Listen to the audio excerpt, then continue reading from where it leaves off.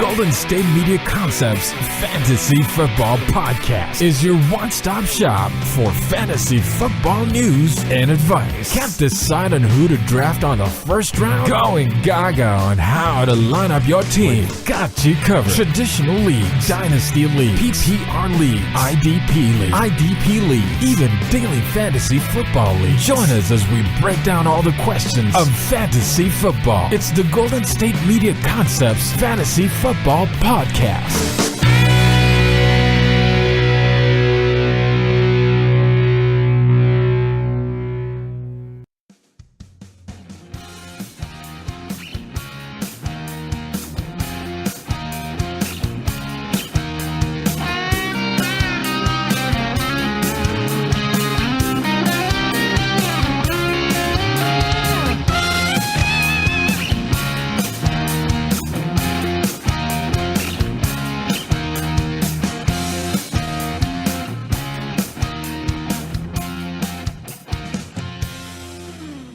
And welcome to the GSMC Fantasy Football Podcast. I am your host, Mark Souza, and with me, as always, the arch rival, Jeff Malinoff. Jeff, how's it going, man? I am your arch rival. I'm doing fantastic as long as you're doing terrible. Mwah. Just by default, you're my arch rival, you know? So and also your friend.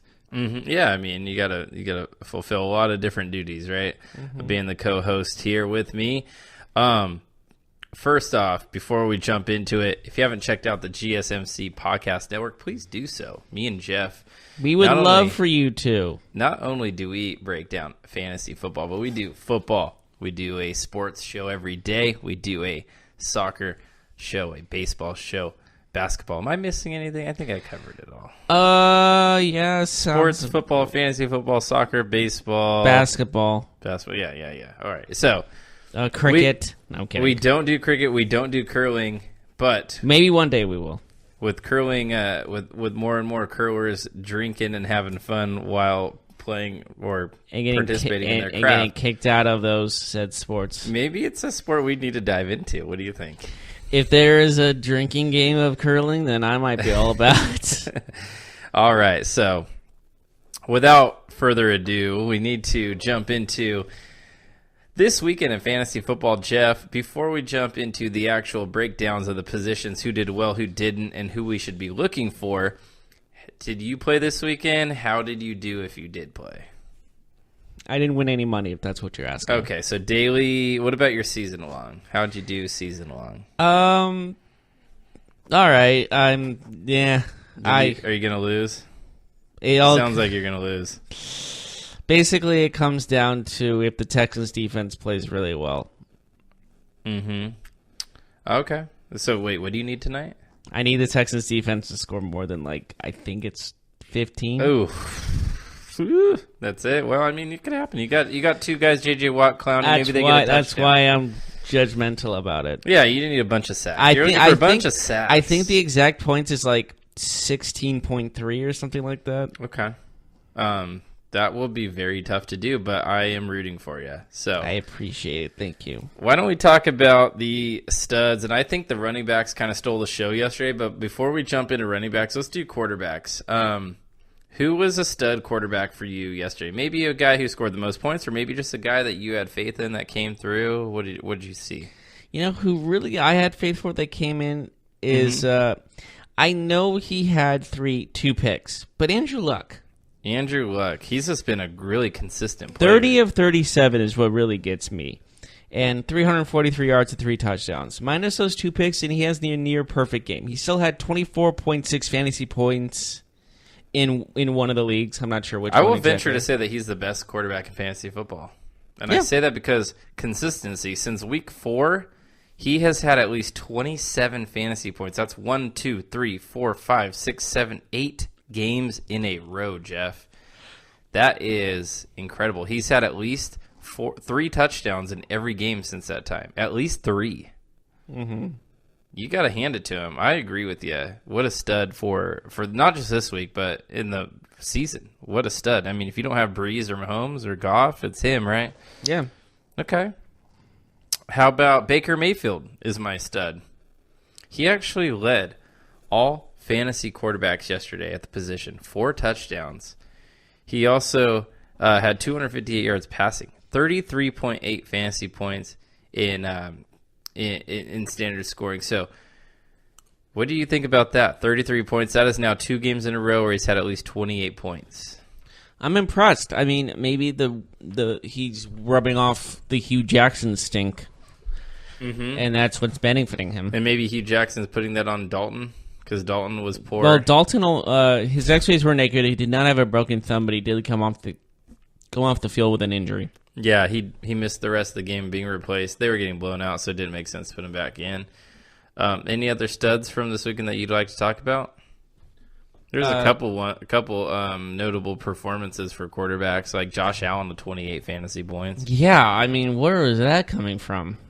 Well, all it needed was Jalen Ramsey motivation. Some bulletin board material. Yeah.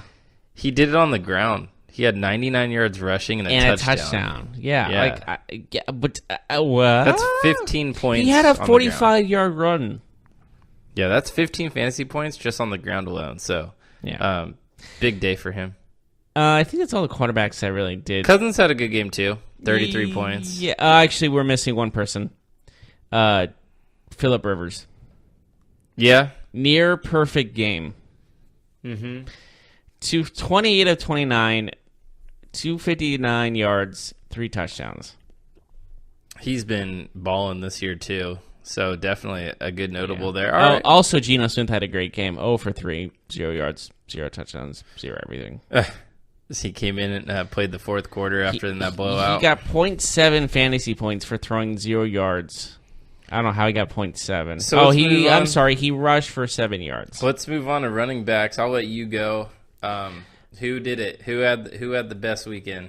Is this an obvious one? Yeah. Christian McCaffrey. Yeah, he was the fantasy star performer of the weekend. I'll read you his. Want me to read you his stats? Go ahead. 17 rushing attempts, 125 yards rushing alone, 1 touchdown. Receiving, 11 targets, 11 receptions, 112 yards, and a touchdown.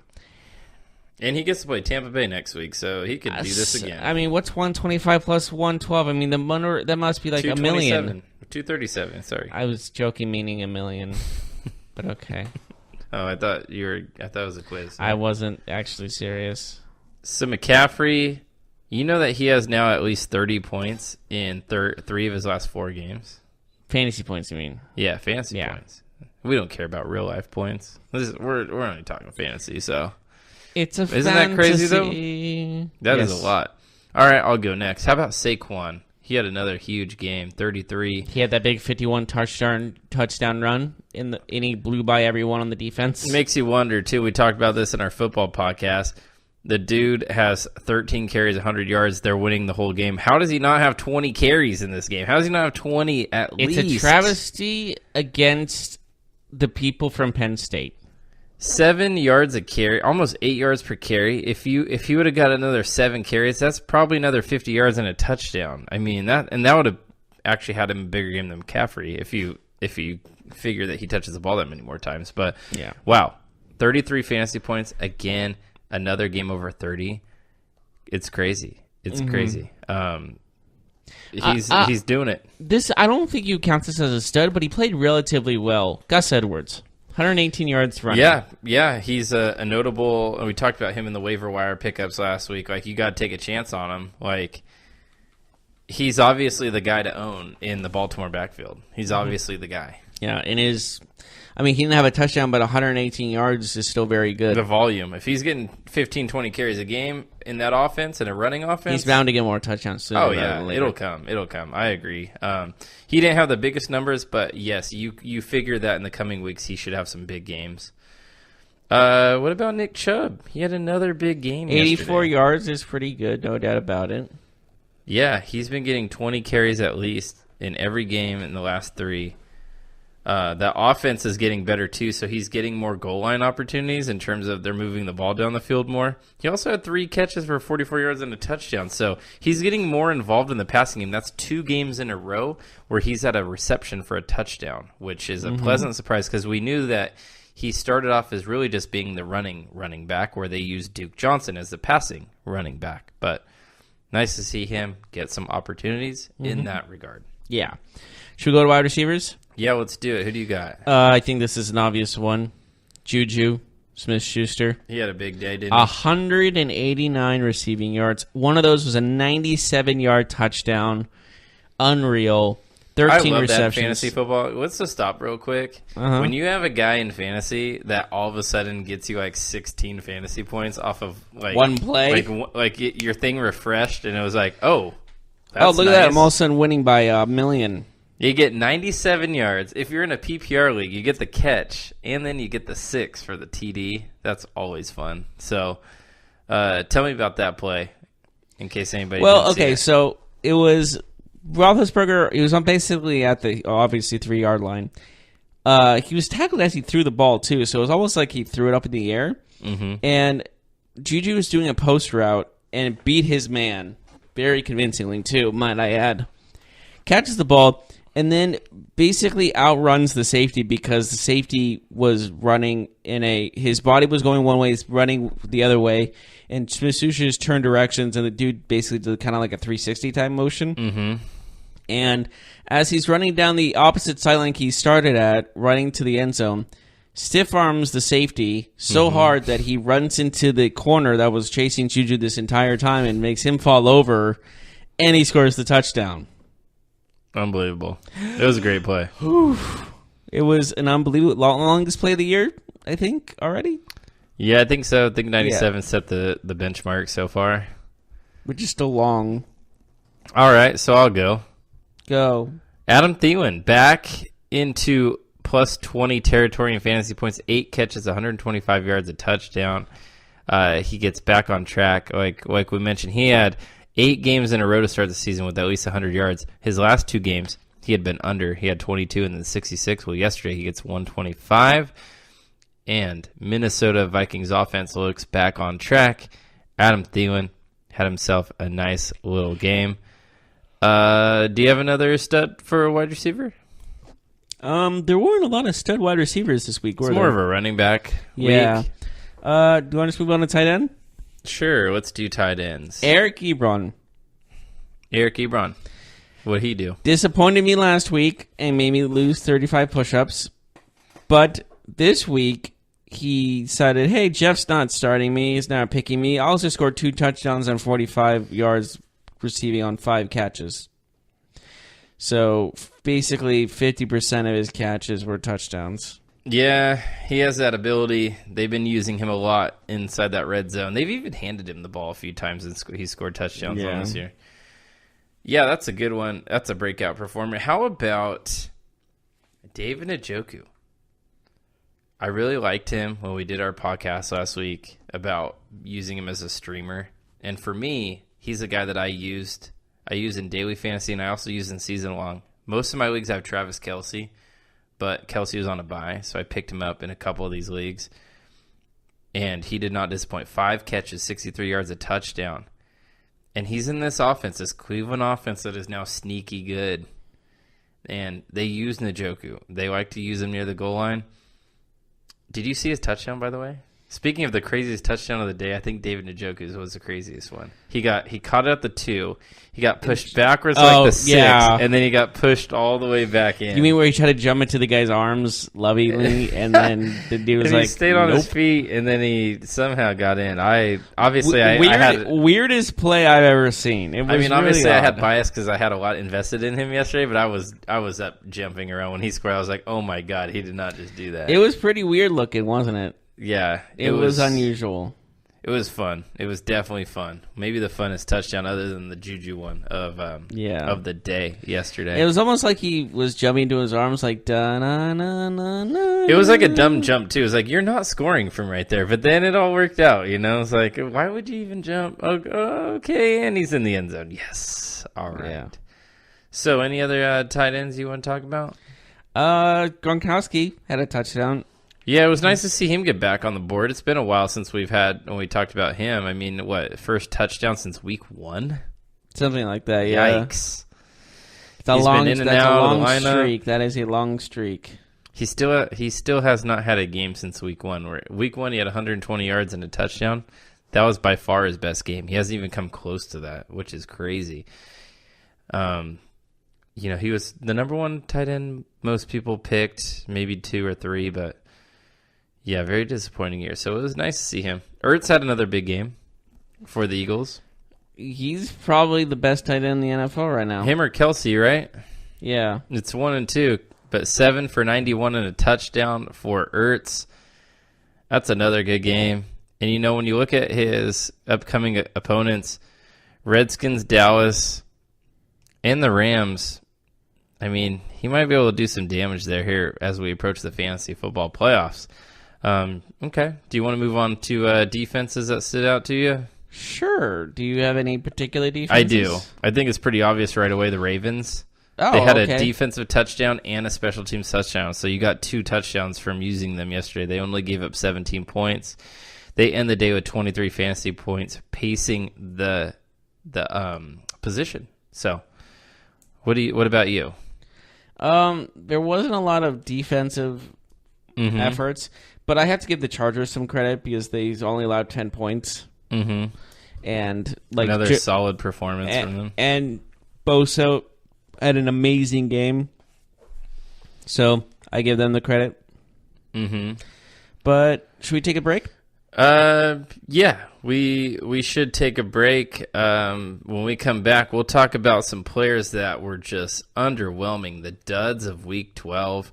We'll see who, maybe we thought were going to do well, maybe you thought were going to do well, and talk about those players and see if this might be something that lingers around or if it's just a one-off.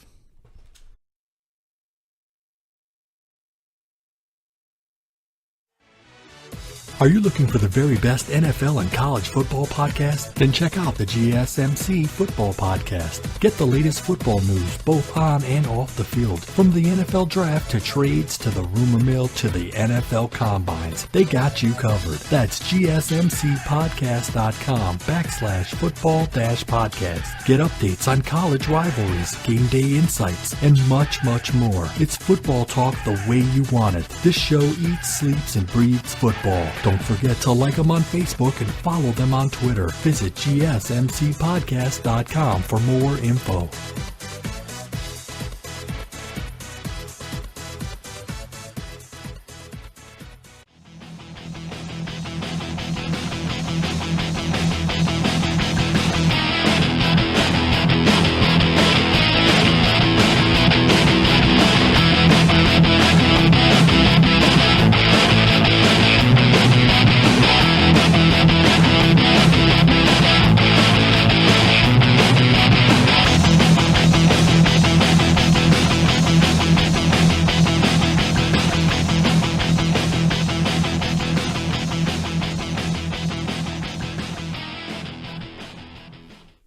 And welcome back to the GSMC Fantasy Football Podcast again. Mark Souza and Jeff Malinoff with you.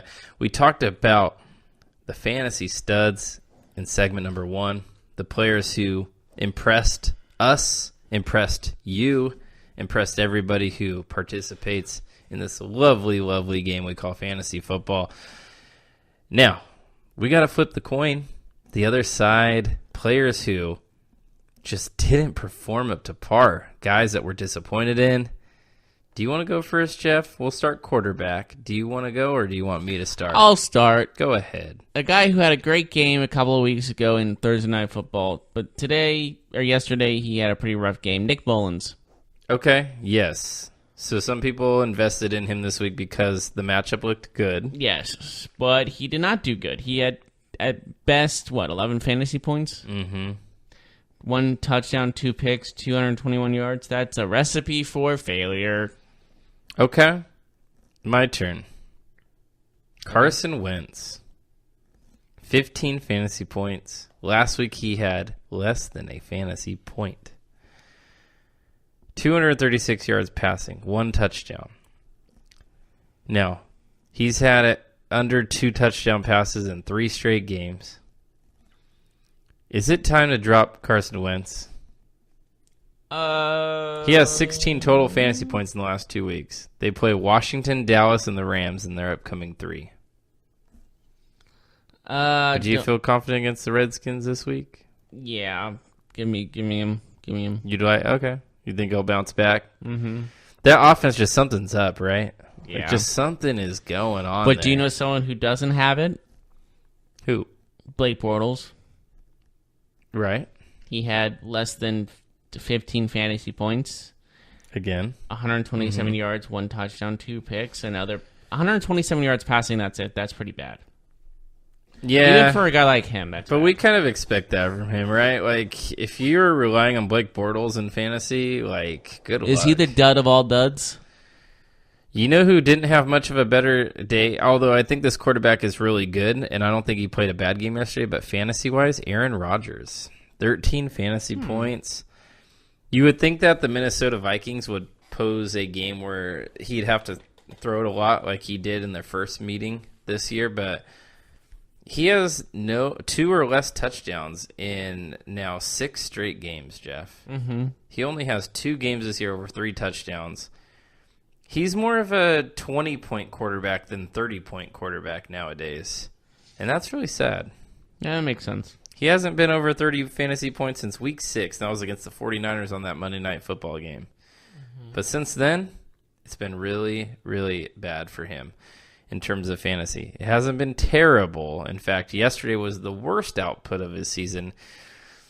But if you have Aaron Rodgers in season-long fantasy, he was probably the first or second quarterback taken, and he just has not lived up to the hype.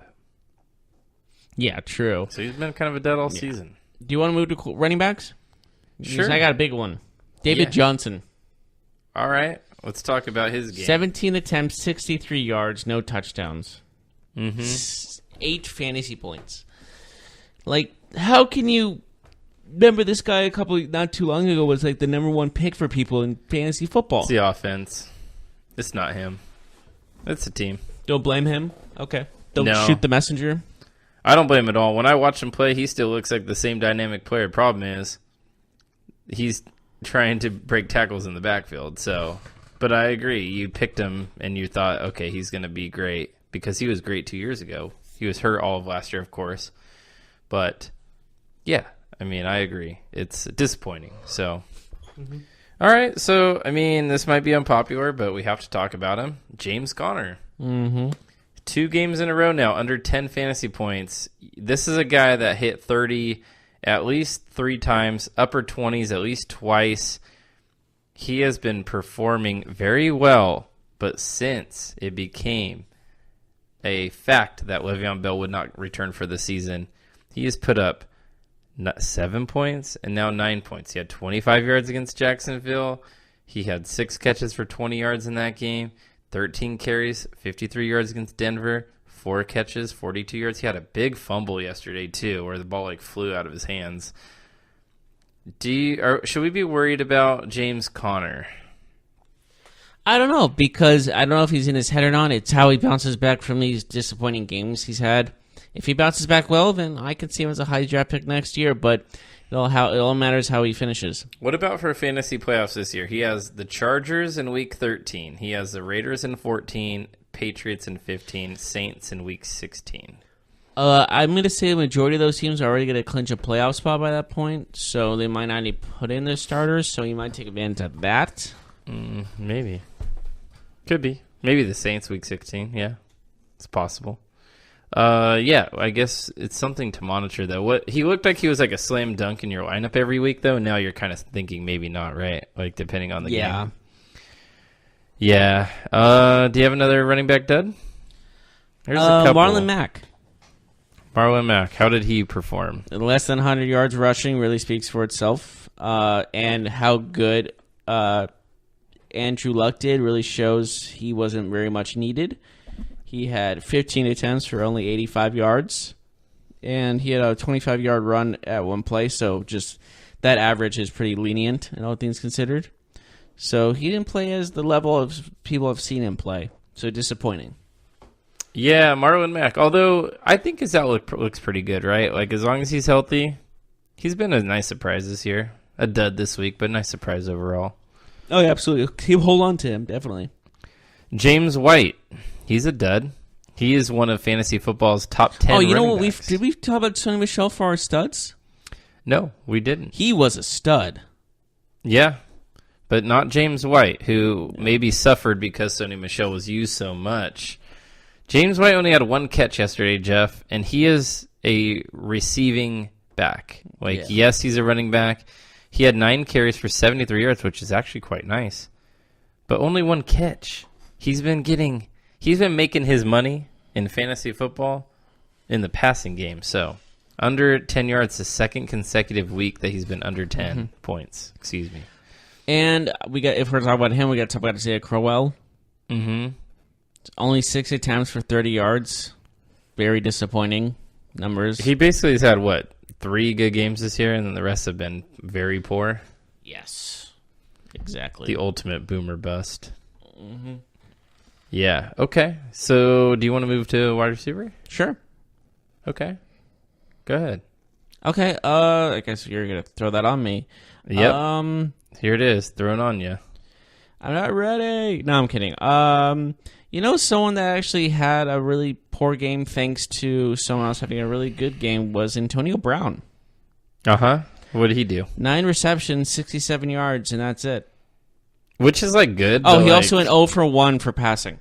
Which is, good, but, for him, it's bad. No, he's the number 1 wide receiver. Yeah. That's kind of funny to say, his pretty good NFL game is not good for his standards because he's such a dynamic football player, right? Yeah, exactly.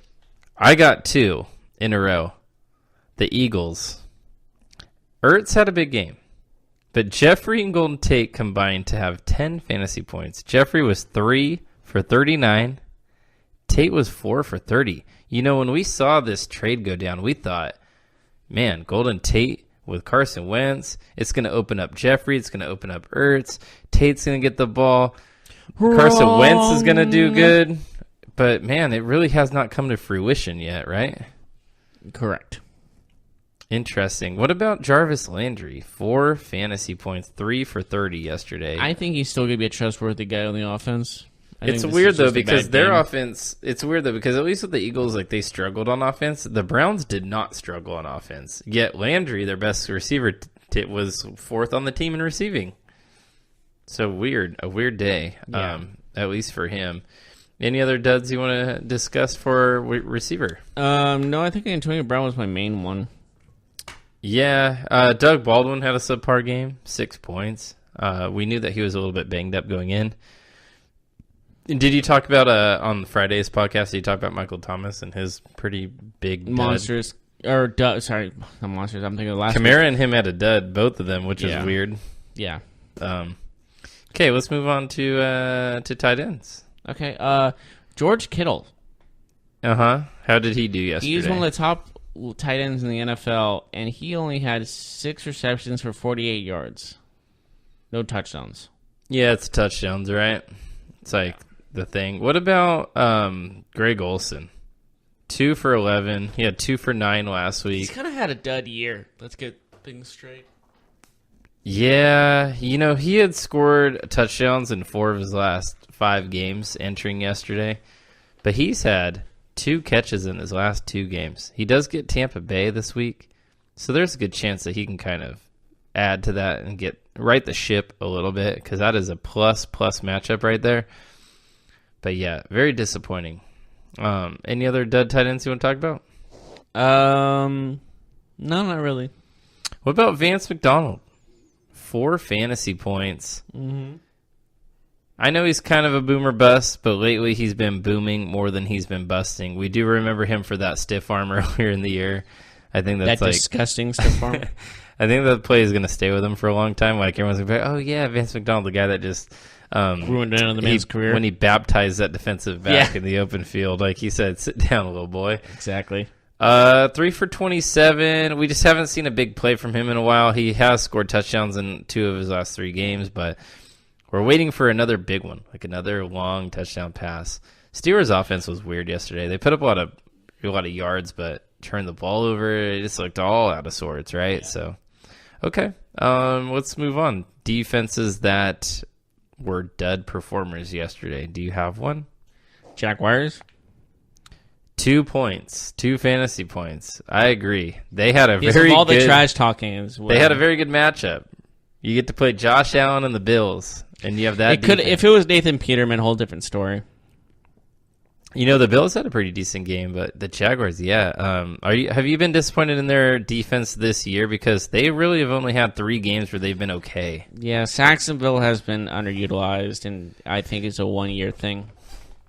And now they play the Colts this week. That's another bad matchup for that defense because Andrew Luck doesn't turn the ball over, and they've been really good at protecting Andrew Luck. So if you have Jacksonville's defense, don't play him this week. Straight up, you might not even want to stay away. You might not even want to keep him on your roster. I mean, they're not a good defense. Yeah. Any others? Yeah. So you just said Jacksonville.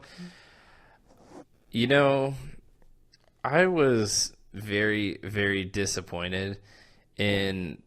You already talked probably about the Redskins on Thanksgiving. A little bit. The Eagles' defense. You know, yes, they've struggled. Yes, they have defensive back concerns.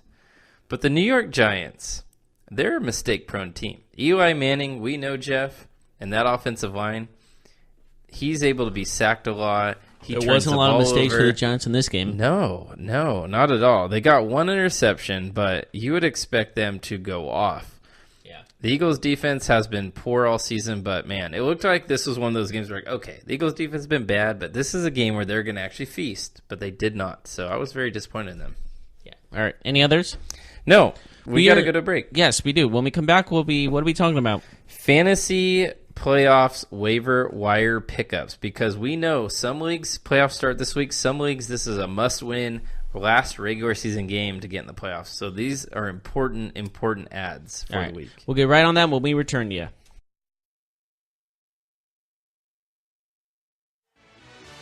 Check out the show that's built on the MMA. From the UFC to extreme cage fighting, they got the fights covered. Check out the GSMC MMA podcast. Get the latest news on past or upcoming fights. Join us as we talk to and about some of the biggest names in the MMA, past, present, and future. When it's the fight game, there's just one show to check out. GSMCpodcast.com/MMA-podcast. Don't forget to like them on Facebook and follow them on Twitter. Visit GSMCpodcast.com for more info.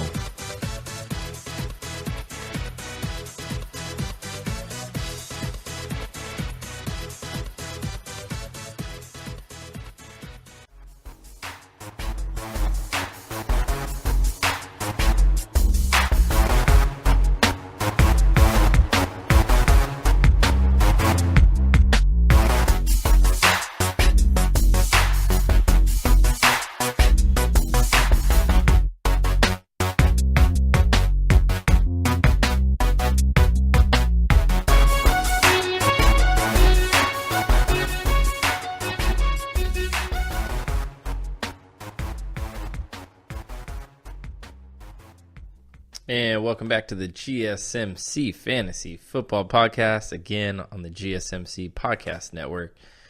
And this segment, we will talk about waiver wire. We'll talk about key pickups. The cupboard is pretty bare right now, as a lot of players, a lot of those hidden gems have been picked through at this point in time. Especially quarterbacks.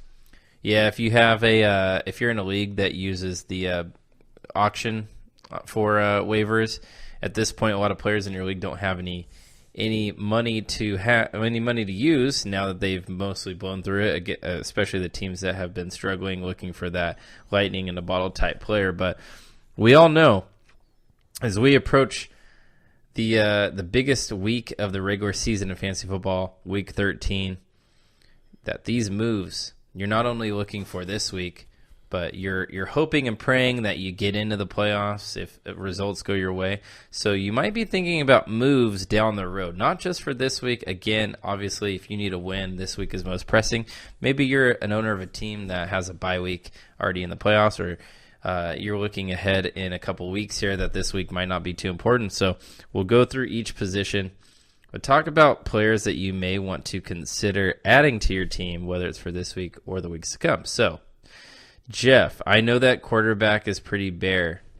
Did you want me to start with a quarterback? Sure. All right. This might be surprising to you, but this quarterback is only 43% owned in ESPN fantasy leagues. Dak Prescott. He's coming off a 31-point game. He can be a little bit up and down. We saw him with 2 touchdowns passing, 1 touchdown rushing. He's always a threat to run. He has now scored a rushing touchdown in 5 of his last 6 football games. His next games are against the Saints, the Eagles, the Colts, and the Bucks. The Bucks would be Week 16. That would be a fantasy football championship week for most leagues. What do you think about that remaining schedule, and do you think he's a good pickup? I think he's a good pickup, but I feel like quarterbacks are already set in stone for a lot of teams, and that people won't just pick up a quarterback to play them right away, especially like when the playoffs are coming up. Yeah, I think all the bye weeks are done now. So yeah, but I would say he's a good pickup just in case an injury happens or something. Play it safe. Yeah, and like I mentioned, what if you have a better quarterback, but if you get to the championship, Jeff, you can use Dak against the Tampa Bay Buccaneers, and the Cowboys would probably have to win that game. That might take be advantage a big of the game. situation. You know what I mean? Like that could be a big game for him. Okay. I guess that depends on who your quarterback is, though. Well, what if you have a guy like Brady? You know, he's not had a lot of good fantasy games as of late. You know, Aaron Rodgers. Aaron Rodgers hasn't been putting up the most points as of late, so he might be an option for you. Okay. Do you have a quarterback, or shall I go again? You can go again. I don't have, okay, I have one. And he's probably a bunch taken, though. Who? Baker Mayfield. Yeah, Mayfield. He's still a free agent in some leagues. I'm just using that as a big question mark because he's probably going to be, after this performance this week, he's probably going to be taking a ton. He might be already gone by the time you read. How do you feel about his matchup against Houston this coming week? It's at Houston. Would you be concerned, or would you roll with him? Because he has feasted on some pretty poor defenses. Bengals, Falcons, Chiefs the last 3 weeks. Like, it's not a daunting defenses there, but Houston presents a different challenge, right? Yeah, but he's good as a backup. Just whoever, like, it all depends on who your starter is. Because if you're going to pick up Mayfield right now, he's going to be your backup, and he's just going to be nice just in case, like, an injury or something happens. So, you know, he does get the Bengals Week 16 if you get there. He just came off his biggest game, and that was against the Bengals, so. Yeah, so it's nice to hold on to him on your bench until you know he's going to have a good game. Okay. Well, what about Lamar Jackson? He's still available in a lot of leagues. Yeah, he is. And I think the fact of the matter is that he did struggle passing. He did throw 2 picks, but his running game is still really good. Mm-hmm. So he's still only 50% owned. Yeah, Lamar Jackson. I still think he's kind of a risk, though. Although these are his next 3 opponents, Jeff: Atlanta, Kansas City, Tampa Bay. There could be some points there. True, but he should be on a team, though, right? Yeah, like he should be gone by then. All right. What about a player that you may not have seen coming, but you got to play with me here? Case Keenum. No. Okay. So, no way. Hold on. Okay. These are his next 4 opponents. Remember, This is last week regular season, first round playoffs, possible semifinals, and championship game. You ready for these opponents? Sure. Bengals, 49ers, Cleveland Browns, and Oakland Raiders. It does not get more favorable than that. It just doesn't. Okay. I know he doesn't put up a ton of points, but man, you got to expect that he can get 25 or so average in the next 4 games. Potentially, but I'm not going to say that's guaranteed. Yeah. Well, we'll see, but that you gotta like those matchups there. Okay, let's move on to running backs. Okay, sure. I have a good running back. Go ahead. With Melvin Gordon gone, this guy is definitely going to be a major pickup, and that is Justin Jackson. You think he'll get enough carries behind Austin Eckler? I think so. Yes, and I think they're going to be. Well, the thing is, I think they're going to, for the first game, they're going to split it evenly just to see who does better almost and go from there. Yeah, Eckler is also more, I think, of a passing game threat, too. Like, I think Jackson has a role for sure as running the football. He's got the speed for it. Eckler is a little bit shiftier, but he's more of a receiver. So I know that Austin Eckler played 42 to 44 snaps and Jackson played just 5, but he's still next line for a workhorse amount of touches. Mm-hmm. And I just think there's some capability for him. Yeah, I agree with that. Both guys will definitely get an increase in their role with Gordon. Gordon's going to be out 2 to 3 weeks. It looks like minimum, in my opinion. He has an MCL sprain. Like those injuries usually are 4 weeks, but we'll even if it's like aggressive, it's 2 weeks. Conservatively, I'd say 5 weeks. So, okay, let's move on. Gus Edwards. He's only 53% owned. He's not still. Yeah, he's only 53% owned. He is did now have for sure the workhorse running back. He had back-to-back 100-yard games, and I'm sure he's going to be at least in the 90% taken by the end of this. He doesn't offer anything in the pass game, but he has 40 touches on the ground in the last 2 games. They play against Atlanta, Kansas City, Tampa Bay in their next 3 games. There's a lot of points to be had here. If he's not on your team, he should be on your team.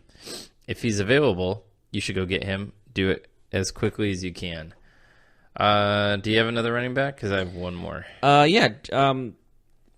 You said Gus Edwards. I'm gonna say Philadelphia running back in Josh Adams. Mm-hmm. And the thing is, he's been playing awfully well. His yards per carry are better than most of all the Philadelphia Eagle running backs. Mm-hmm. And so I just think he can be a good. He played over 60% of the snaps since week 7. Mm-hmm. And we all know Doug Peterson loves the backfield. He loves running the ball. And he loves running the ball and passing the ball with his running backs. He loves getting the running backs involved in the offense. Right. And so I think Josh Adams is a guy that can really contribute to your team, especially when it comes to the playoffs. Yeah.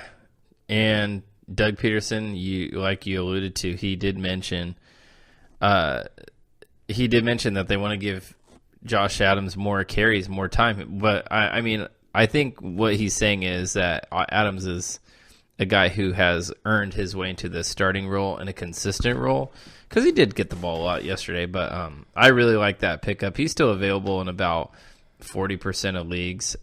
He should be on every roster. This is a kind of move that can win you a fantasy football championship, because he could be a guy that in December just kills it for you and kind of comes out of nowhere. And the Eagles need to win. Oh, yeah. The situation's great for them. They need to win all their games. They're going to rely on him. He's going to get the goal line carries. You can see Josh Adams having a game or two where he gets 30 fantasy points. I could see it happening. Yeah. Cool. So that was my last running back as well. Why don't we move over to wide receivers? There's not a lot here, in my opinion. But do you have a wide receiver that you're looking at? Wide receiver I'm looking at, that's an interesting one. But, yeah, there is one. I've said him in the past, but I'll say him again. Josh Reynolds. Okay. Yeah, you're looking at that Rams offense? Yeah. Okay. What do you see from him? Do you just see his role growing? He had a couple touchdowns recently, but yeah, it can only go up from here, is what I'm saying. Yeah, he's only 34% owned. Yeah, he has so much potential.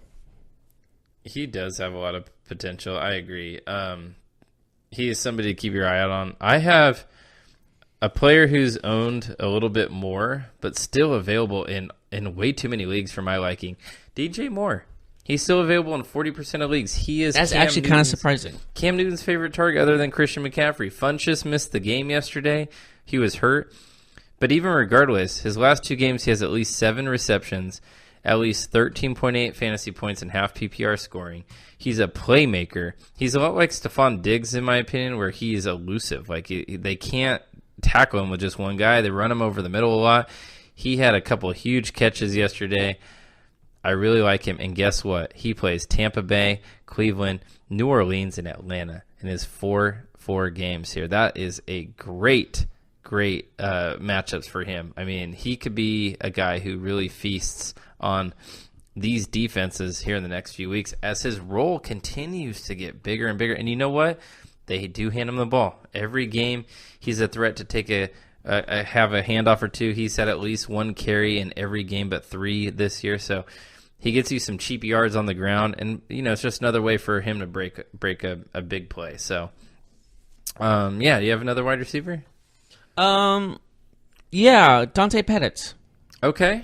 Yeah, we saw him score yesterday. Yeah, and I think it only means good things. Like, I know Garcon's out with an injury as well as Marquise Goodwin was gone for personal reasons. So only he can make some more noise. And the Niners are going to try and play all their young players here the last few games, so he's going to get time. Yeah, definitely. Okay. That's a good pickup. He's available in a lot of leagues. He pretty much any league he's available in right now. Kind of a sneaky one. Not a lot. Not a lot of people are looking at him for their option, but I could see that being good. How about a player who's 27% owned, but I guarantee you after tonight he will not be that low. Kiki QT. Kiki QT. Okay. 27%. I just love that name. I love that name. 27% owned. He has 3 games with at least 5 catches. His role keeps growing in this offense. The only thing that set him back was a hamstring injury. He's past it. We saw last week, Jeff, Demaryius Thomas was never, ever really used in that offense. Kiki is the slot receiver. Deshaun Watson likes to throw to him. They rave about him.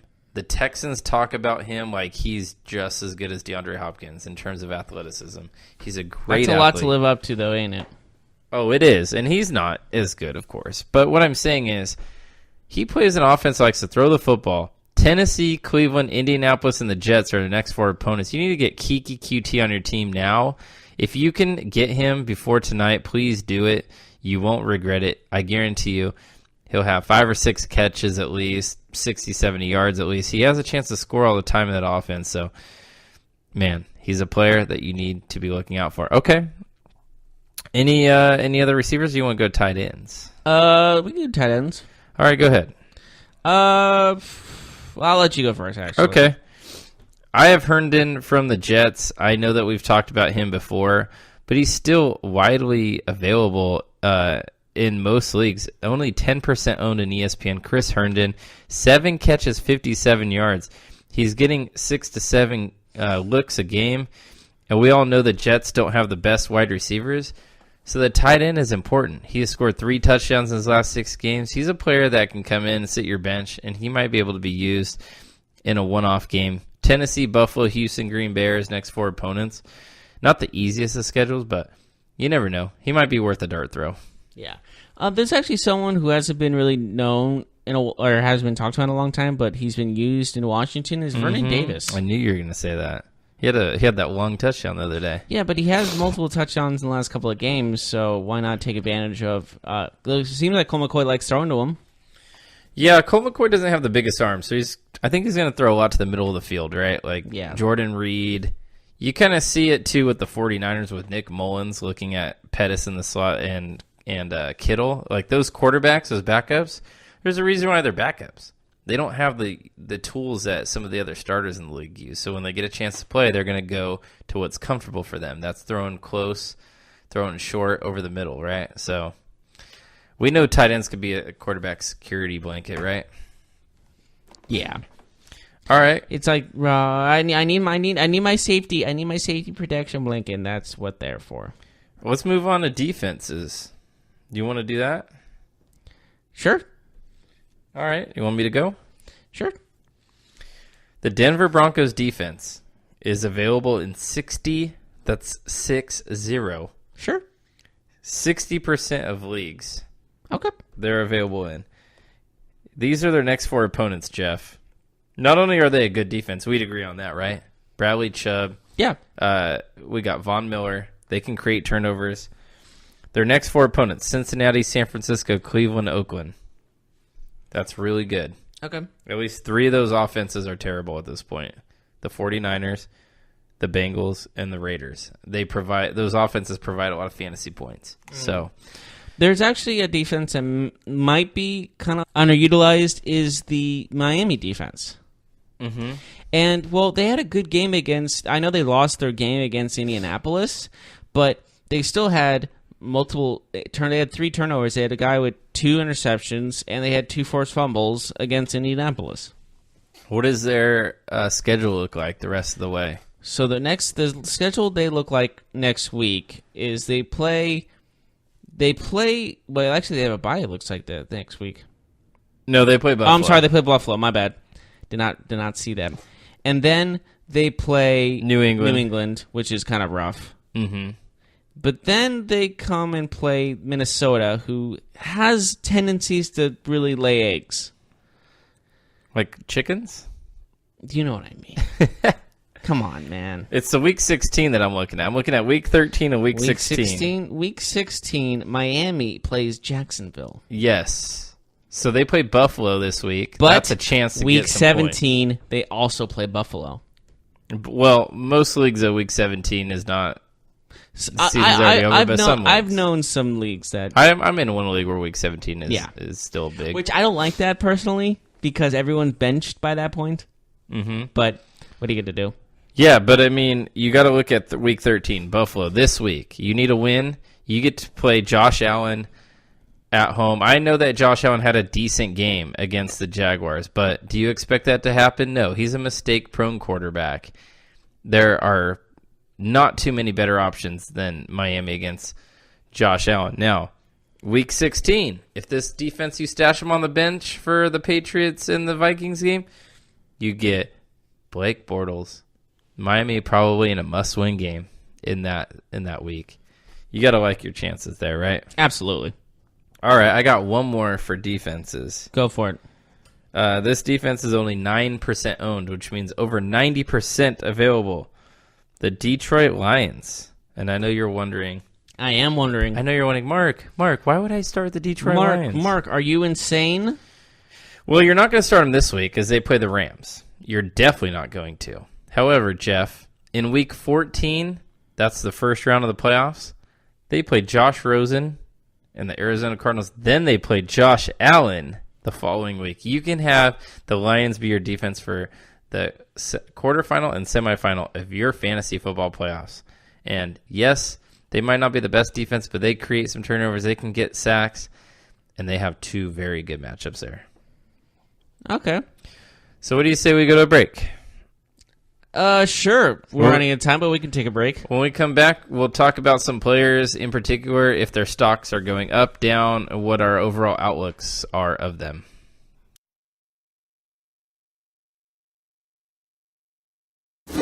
Check out the show built around the women of MMA. From the UFC to the extreme cage fighting, we got the fights covered. Listen. It's the Golden State Media Concepts Women's MMA Podcast. The latest news of upcoming fights, discussions of previous matches. Join us as we talk to and about the biggest names in women's mixed martial arts, past, present, and future.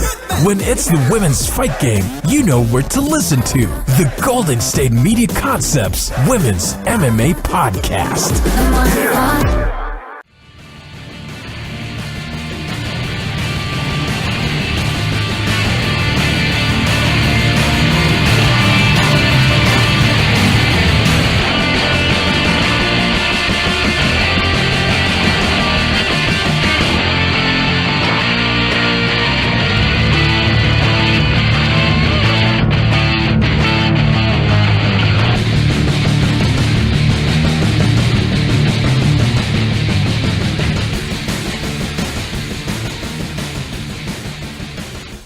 And welcome back to the GSMC Fantasy Football Podcast. We're in the last segment here. We just talked about some playoffs, waiver wire pickups that you need to look at as teams bolster for your run. I mean, this is money time, right? We all play in these leagues. It's time to put up or shut up. And you may have been making moves all season that have helped you. You have made some moves that have backfired, but ultimately you are where you are right now, and you need to set up your teams in the best position possible to win. Also, players that we looked at, these players can be used for daily fantasy purposes, of course, as we always look at matchups and things like that. Now, we got to talk about some other things in the NFL, basically stock, if these players' stocks have dropped, have risen. I got to tell you, Jeff, do the Jaguars' offense, does anyone in their offense stock go up or down with the firing of offensive coordinator Nathaniel Hackett? I mean, he's kind of a scapegoat, though, isn't he? Mm-hmm. So I guess it all depends on how the next one utilizes Blake Bortles. Yeah. Do you think that? I mean, other than Leonard Fournette, that these players are kind of worthless for the rest of the season? Like Bortles, like, I don't know, Yeldon, like the receivers, D.D. Westbrook, players like this. Yeah, I kind of see it, but losing an offense, like switching offensive coordinator every time like something's wrong with the offense doesn't help. Mm-hmm. Like there's been so many times where it's like, oh, that's the offense coordinator's fault, but in reality, it's the talent's fault. Mm-hmm. And so it's just like maybe this is one of those times where it's only going to hurt them rather than help them. What do you think about Doug Baldwin? He's been hurt. He's had some really poor games. He's had a couple decent games. Do you think that this is a player that we can rely on here in the weeks to come? He does play the 49ers twice here in the next 5 weeks. They're a porous defense. You're not going to like what I'm about to say. Okay. Doug Baldwin is a shadow of his former self. Yeah, he could be. I mean, oh wow, I thought you were going to disagree with that, but yeah, that's how I feel. He's not the same guy. Oh yeah, I mean, I think his knee injury is just maybe worse than he's letting on. Yeah. It seems like he's stuck like in a hole. He can't get out, and the Seahawks offense has been doing well. Tyler Lockett, he's had a really good season. He's had a really productive season. But you never know with him. I don't know if it's going to be a thing where, maybe in a week or two, he has a big game and then things start moving forward. We know that he said that he is not experiencing pain, but something's off. Sometimes some guys lie about their condition. Let's get real. Mm-hmm.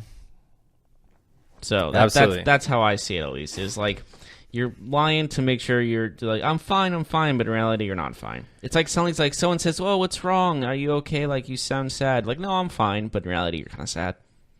I know that's like real talk, but like that's exactly how this is. Yeah, no, I understand what you're saying. Like, it's obviously it's football too, right? Like, players are not gonna be like, you know what, my knee is really hurting me, and I can't cut. Like, no one's saying that in the media, right? Yeah, absolutely not. Okay. Now, do you think that Josh Adams, we just talked about him in the last segment, he's on most teams now. Not very many leagues have him available.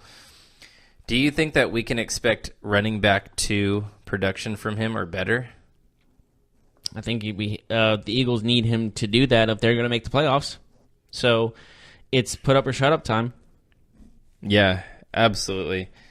And then another guy like Gus Edwards. Are we seeing him be consistent in his role, or do you think that we might see him kind of go back? 200-plus yard games really speaks to me, and that's a calculated risk, in my opinion, to start him, to pick him up, because that only leads to like, oh, he's consistent. Mm-hmm. So why not take that chance? Yeah, I mean. Yeah, they need somebody. Jay Ajayi was their guy, and Josh Adams is more Jay Ajayi than the other running backs are that are currently there. So yeah. I think it makes a lot of sense. But other than that, I think we're done for today. Please join us on Friday. Friday, we talk about stardom and sit-em. Here in the next couple of days, you'll be solidifying your team going forward. But as we head into the crucial weekend, we'll tell you which players you need to start, which players you need to sit, based on the matchups, based on overall performances and our outlooks and our opinions. But this is a big, big week of fantasy football. I know for myself, for Jeff, and for all of you, most people out there, the way fantasy football is, there's a lot of parity. It's designed to set up for it to come down to the last week of the regular season. So we'll do that when we return Friday. Thank you again for joining us. Yes, you are all fantastic. Make sure you tune in to football, basketball, baseball, all sports. We do all of it every single day, 5 days a week. We hope to see you again tomorrow. Have a good one, everybody. You've been listening to the Golden State Media Concepts Fantasy Football Podcast, part of the Golden State Media Concepts Podcast Network. You can find this show and others like it at www.gsmcpodcast.com. Download our podcast on iTunes, Stitcher, SoundCloud, and Google Play. Just type in GSMC to find all the shows from the Golden State Media Concepts Podcast Network. From movies to music, from sports to entertainment, and even weird news. You can also follow us on Twitter and on Facebook. Thank you, and we hope you have enjoyed today's program.